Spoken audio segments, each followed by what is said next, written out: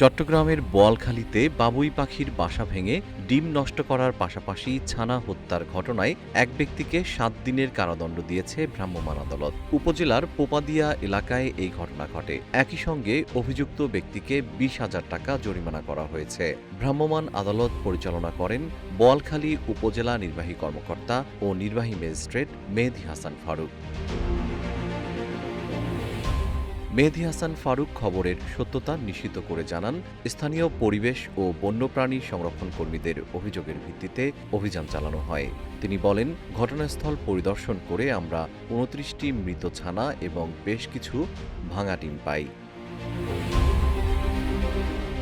দণ্ডপ্রাপ্ত ব্যক্তির নাম বাদশা মিয়া। পেশায় তিনি কৃষক। তিনি পোপাদিয়া এলাকার নুরুল ইসলামের ছেলে। জিজ্ঞাসাবাদে অভিযুক্ত বাদশা মিয়া তার অপরাধ স্বীকার করেন। তিনি দাবি করেন, পাখিরা তার জমির ধান খেয়ে ফেলেছিল বলে ক্ষোভ থেকে তিনি এমনটি করেছেন।